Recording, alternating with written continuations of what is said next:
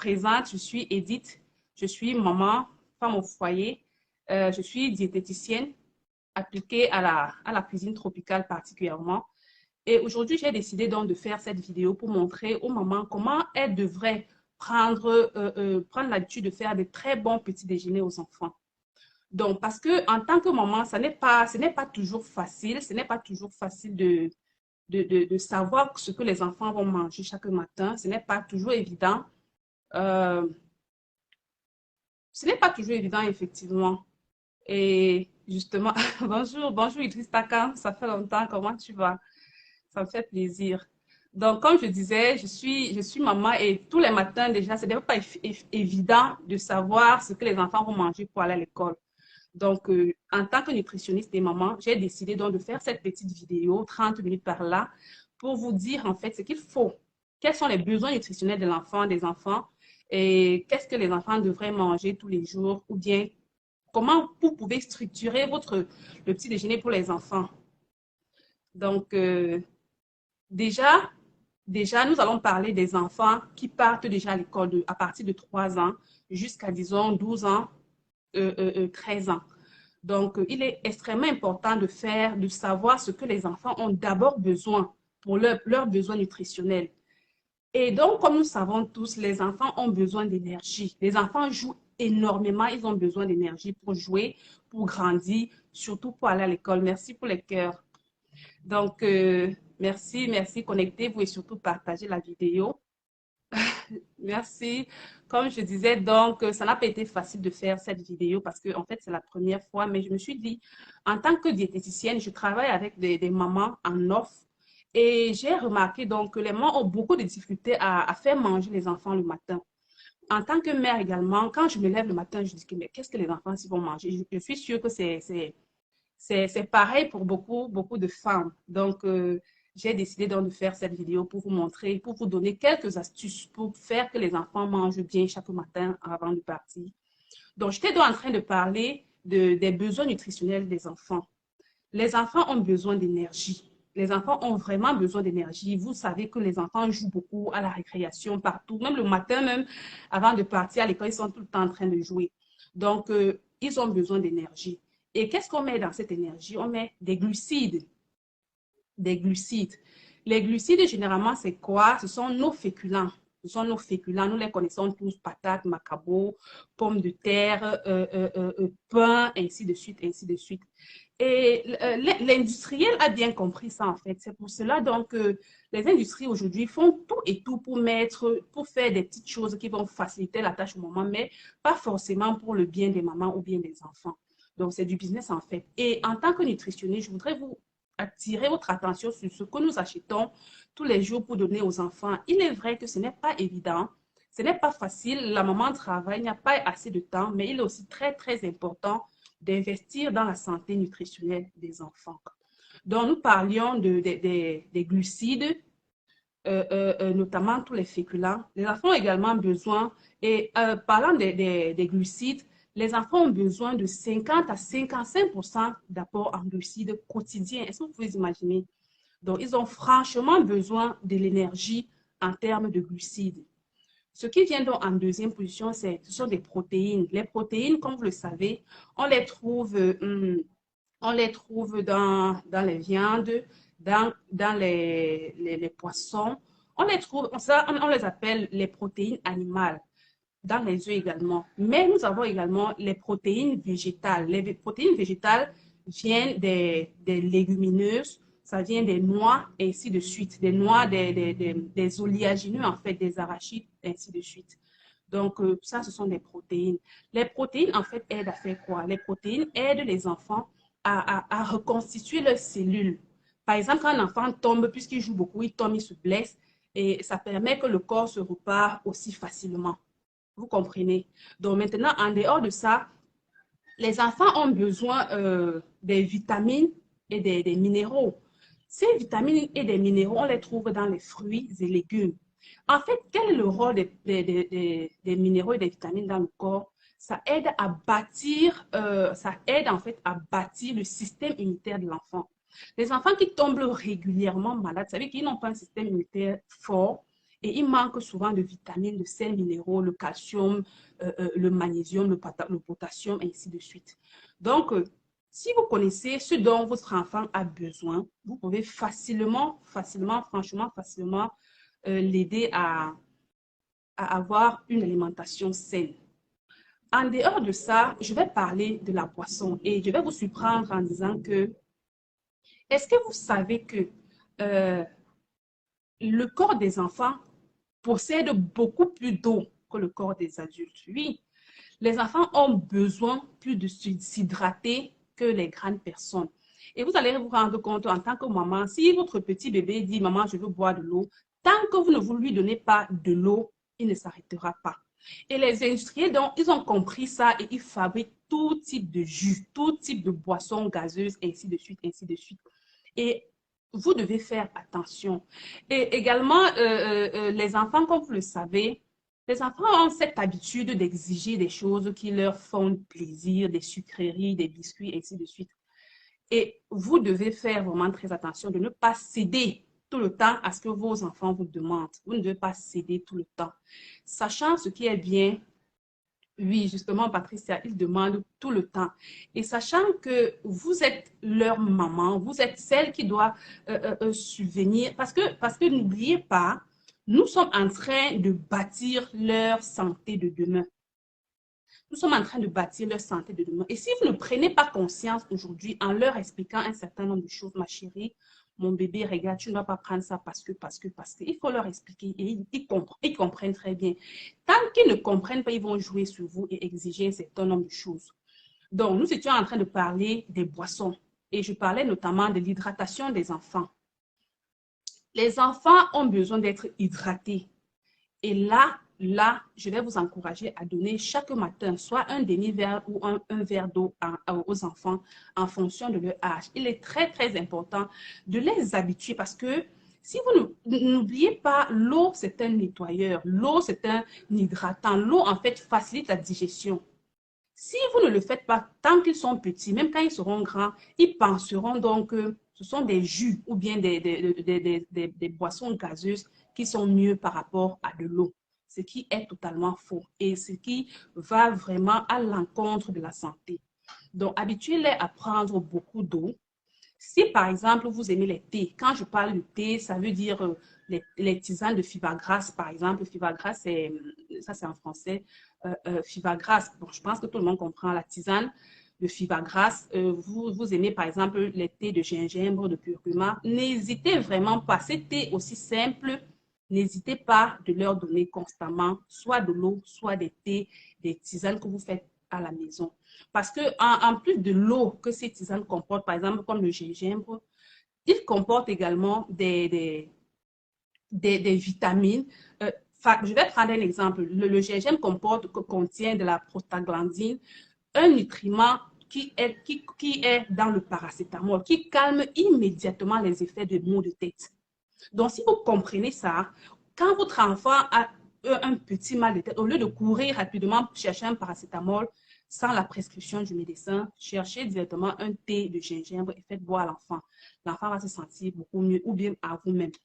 Donc, pour revenir à nos petits bouts de chou, il est très important de les hydrater. Habituez-les aujourd'hui à l'hydratation, franchement, parce que vous savez, ce que nos enfants consomment aujourd'hui, c'est pour leur bien.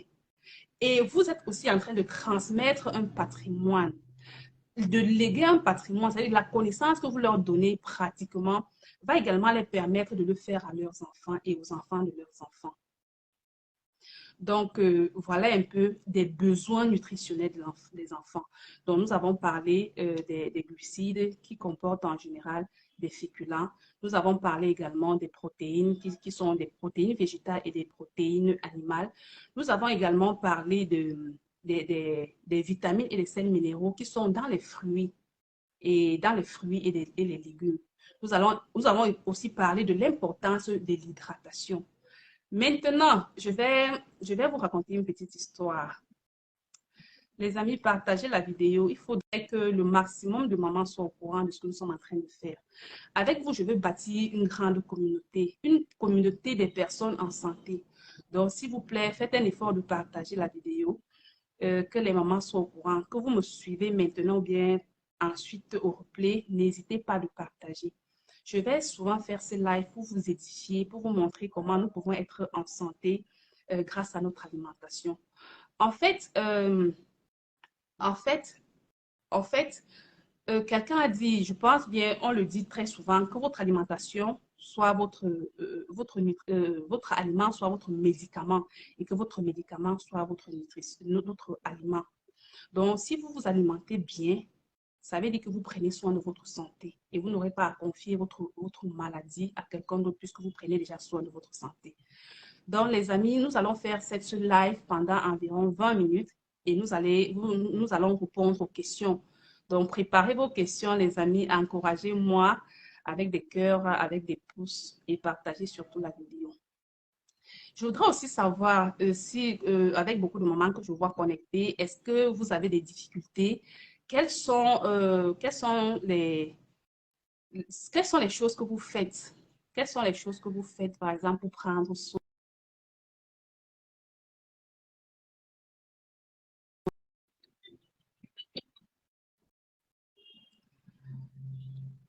Alors, donc, désolée pour cet appel.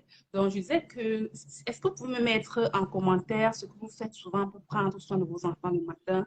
Quelles sont les choses qu'ils exigent souvent? Est-ce que vous cédez? Comment est-ce que vous vous prenez? Justement, je vais en venir, Patricia. Je voudrais comprendre d'abord vos difficultés. J'ai un certain nombre de menus que je voudrais vous proposer, puisque nous avons déjà vu qu'est-ce que l'enfant a besoin. Maintenant, je vais vous proposer quelques menus qui peuvent vous permettre de varier, qui peuvent vous permettre de varier et, et, et, et en fait prendre soin des enfants le matin. Bon, par exemple, je vais prendre un exemple, ok? Je vais prendre un exemple. Je vais prendre un exemple. Le matin, généralement, nous mangeons quoi? Qu'est-ce que nous donnons aux enfants? Nous donnons du pain, n'est-ce pas? Nous donnons du pain aux enfants. Généralement, c'est du pain chargé, peut-être chocolat beurre. Oui. Donc, généralement, le matin, nous prenons le pain chocolat beurre. Disons, prenons cet exemple. Nous avons vu les trois classes d'aliments, peut-être avec une boisson gazeuse pour les enfants. Donc, nous avons vu les trois classes d'aliments. Nous avons vu les glucides. Déjà, ce sont des glucides, ce sont des féculents. Donc, soit le pain, c'est un glucide. À l'intérieur, nous avons le beurre. Le beurre, j'ai oublié une partie en fait très importante qui sont des huiles. Les huiles constituent des oméga 3 qui contribuent à la construction ou bien à la maturation du cerveau des enfants. On les trouve dans les avocats par exemple, dans les avocats, le beurre, les poissons d'eau douce, euh, les oléagineux, ils contiennent beaucoup d'oméga 3, d'oméga 9 en fait. Donc, voilà une classe que j'avais oubliée qui est pourtant très importante. Ça aide à construire les nerfs des enfants et à construire le cerveau des enfants puisqu'ils partent à l'école pour étudier. Donc, nous étions en train de dire ceci. Le pain blanc chargé du chocolat et du beurre. Nous avons là-dedans le pain qui est le glucide. Nous avons également le beurre qui est de l'huile. Je veux dire la partie, les oléagineux. En fait, je veux dire de l'huile.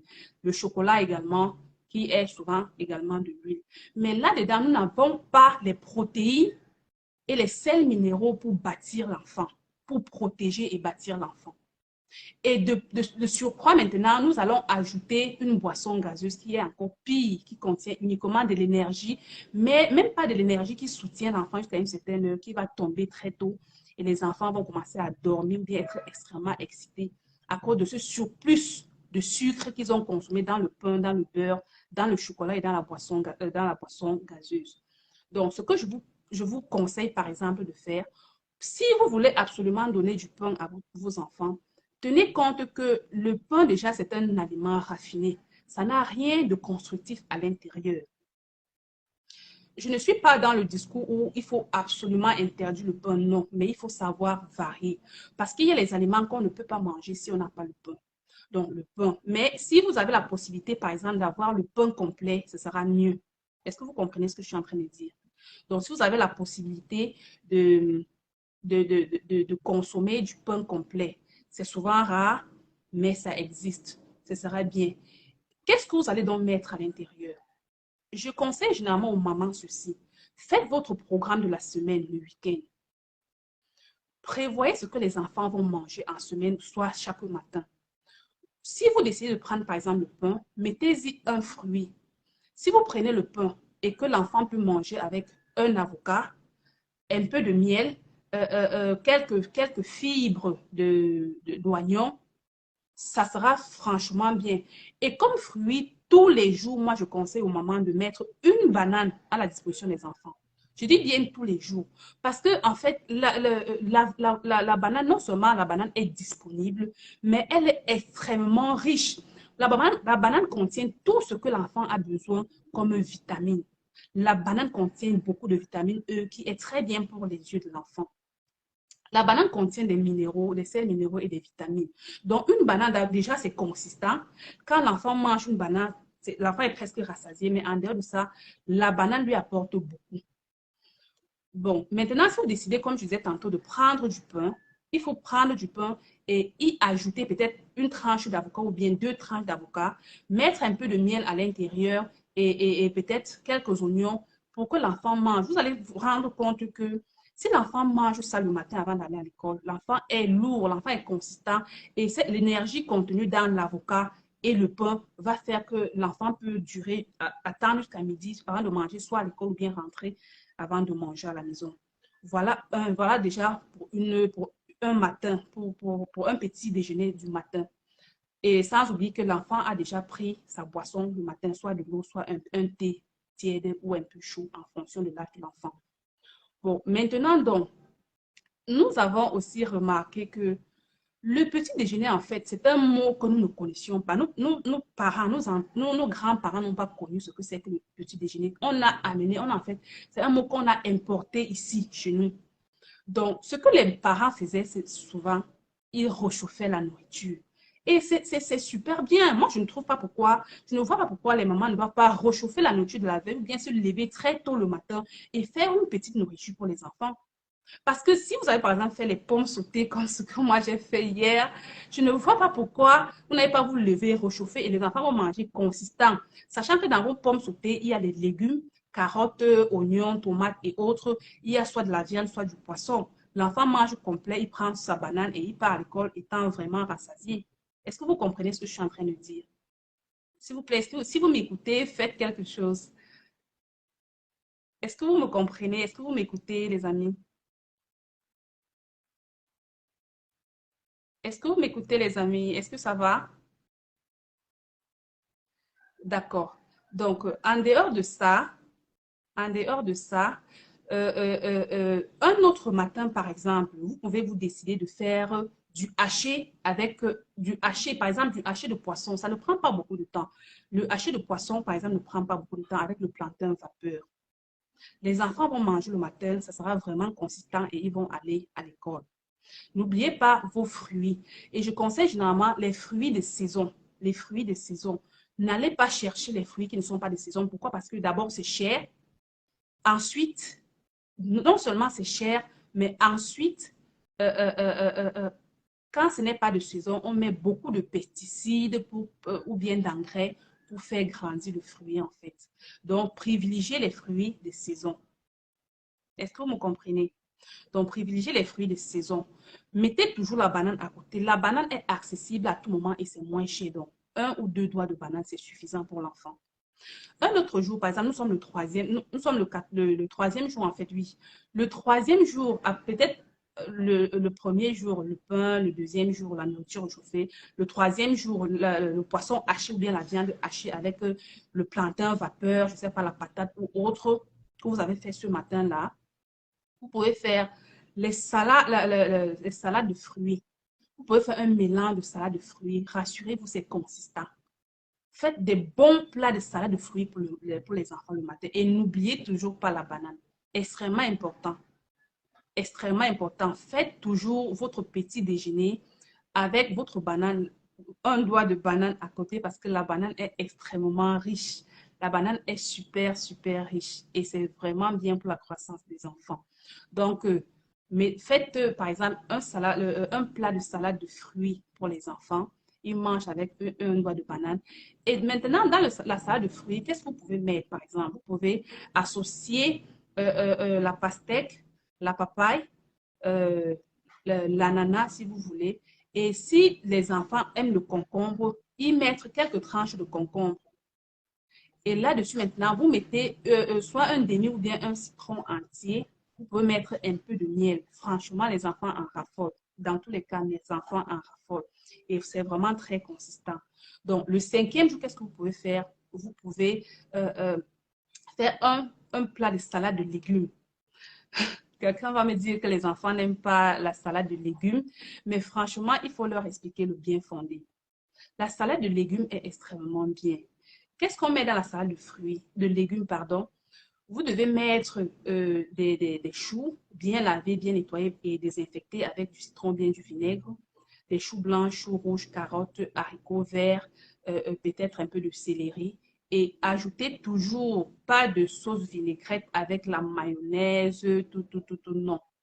Mettez-y, mettez-y un peu de miel, du citron et c'est top, c'est tout bon. Franchement, c'est tout bon. Les amis, est-ce que vous m'écoutez? Est-ce que vous m'écoutez, les amis? S'il vous plaît, faites-moi signe si vous m'écoutez. D'accord, merci. Donc, je continue. OK. Donc, comme je disais, voilà donc la semaine qui est terminée. Il est extrêmement important de varier.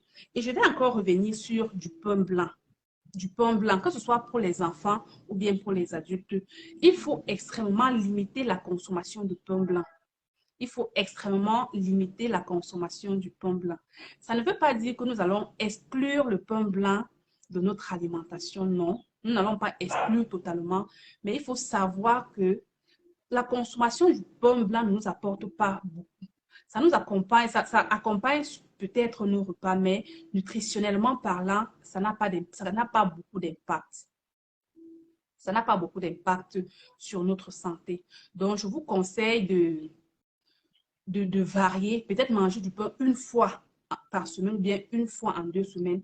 N'oubliez pas que la nourriture qu'on prépare pour les enfants le matin est aussi extrêmement important.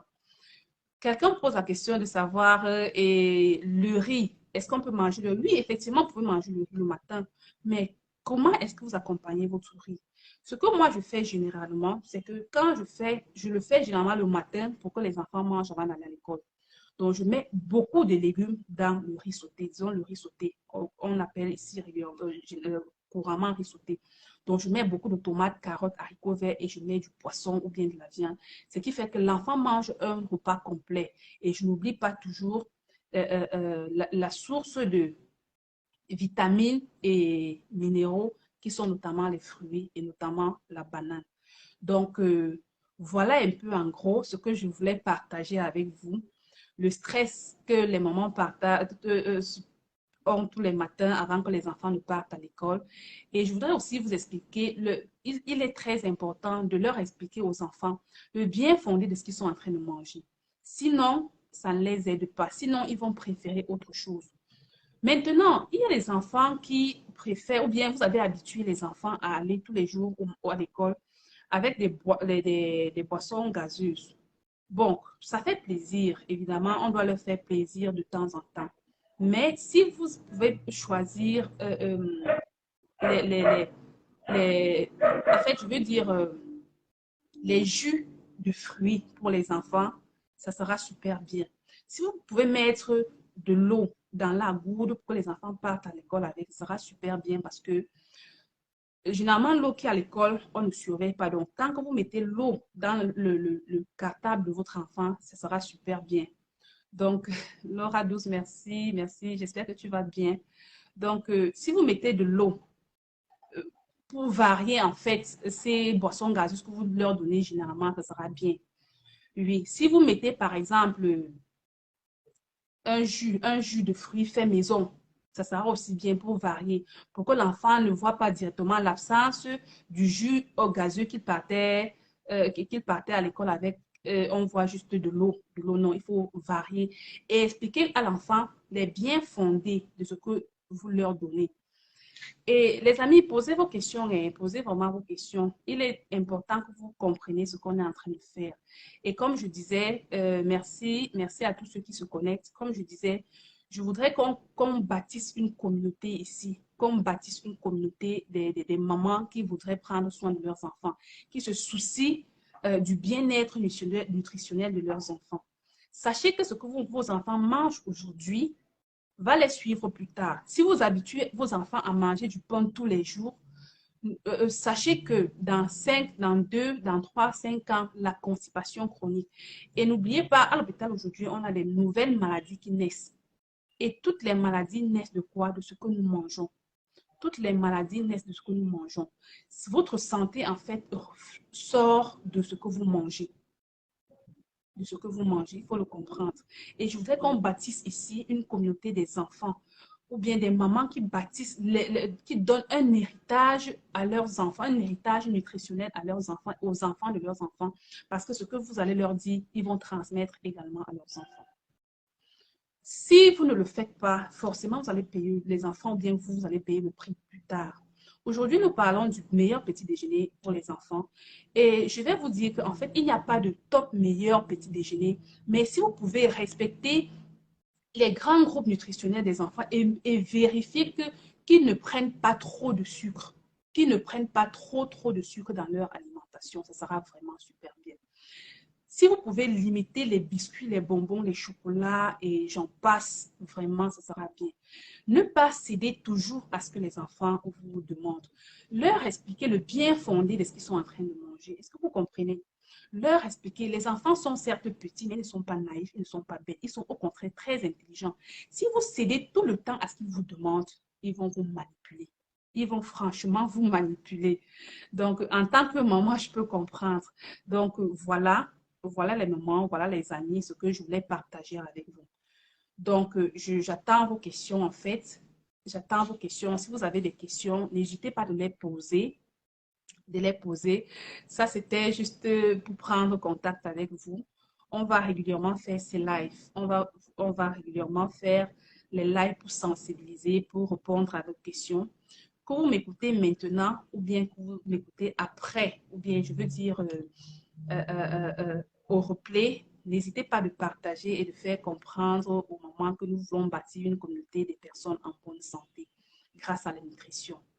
Donc, je rappelle, je rappelle que je suis maman, je suis nutritionniste, je suis diététicienne et j'ai le souci en fait de partager ce que je connais avec vous. J'ai le souci de partager ce que je connais avec vous. Et comme je le disais tantôt, commencer cette vidéo n'a pas été facile. J'ai eu beaucoup d'appréhension. Pourtant, ce n'est pas aussi difficile. Vous vous êtes connectés. Je vous dis déjà merci. Et n'oubliez pas de partager pour que les mamans soient au courant de ce que nous voulons faire avec elles. Donc, voilà. J'attends en fait vos questions.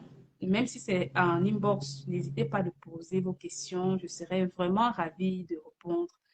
Et je sais qu'en tant que maman, ce n'est pas toujours évident de, de, de faire le petit déjeuner des enfants, de préparer quelque chose que les enfants aiment. Surtout que la plupart du temps, même on prépare, ils ne mangent pas. On cuisine, on prend le temps de faire ceci et ils ne mangent pas. Mais comme je disais tantôt, apprenez à discuter du bien-être nutritionnel avec vos enfants. Expliquez-leur pourquoi il est bien pour eux de manger tel ou tel repas. Expliquez-leur pourquoi il est important pour eux de boire plutôt de l'eau au lieu des jus ou des jus, des boissons gazeuses. Expliquez-leur pourquoi il est important de boire, par exemple, une tisane de fibre grasse, un thé de gingembre ou bien de curcuma avec un peu de miel, au lieu de boire, je ne sais pas, peut-être un pot de yaourt. Pas que le yaourt est mauvais, mais préférez ce qui est, ou entre personnes naturelles, que ce qui est préfabriqué. Donc, je voudrais aussi ajouter les mamans, les amis, que dans vos repas, s'il vous plaît, n'oubliez pas de mettre du piment. Du piment parce que, on va dire, les enfants n'aiment pas le piment. Le piment, en fait, contient un nutriment extrêmement important qu'on appelle la capsaïcine. La capsaïcine permet de brûler les hydrates de carbone. Donc, en fait, quand vous consommez des féculents, ça se transforme en énergie. Et dans vos repas, il faut chercher des astuces pouvoir brûler l'excès de calories. Et donc, le piment en fait partie. Habituez vos enfants à manger du piment. N'enlevez pas entièrement le piment dans vos repas, soi-disant, c'est pour les enfants. Mettez-y juste un peu, mettez-y juste un peu de piment et les enfants vont s'habituer. Déjà que pour un début, vous n'allez pas mettre trop, mais mettez-y régulièrement du piment afin que les enfants s'habituent. Donc, j'espère avoir apporté quelque chose de plus à vos connaissances. J'espère avoir apporté quelque chose de plus au petit déjeuner de demain matin, par exemple. Vous comprenez? Donc, n'hésitez pas de me poser vos questions. Je suis prête à répondre et je vais faire des lives régulièrement pour partager des contenus avec vous, pour vous édifier, pour apporter ma pierre, en fait, pour contribuer à ce que quelque chose de bien se passe dans votre alimentation. Donc, les amis, j'ai été ravie, vraiment ravie de faire cette première vidéo avec vous. N'hésitez pas de partager et de liker. Merci à toutes celles et ceux qui se sont connectés. Ça m'a fait plaisir de rencontrer, en fait, de voir des nouveaux amis qui se sont connectés, que j'avais perdus depuis. Et j'espère encore en rencontrer grâce à Facebook Live. Merci vraiment à vous vous êtes, qui êtes en ligne, en fait. N'hésitez pas de partager, comme j'ai dit. Et à très, très bientôt pour un autre live. Ciao, ciao.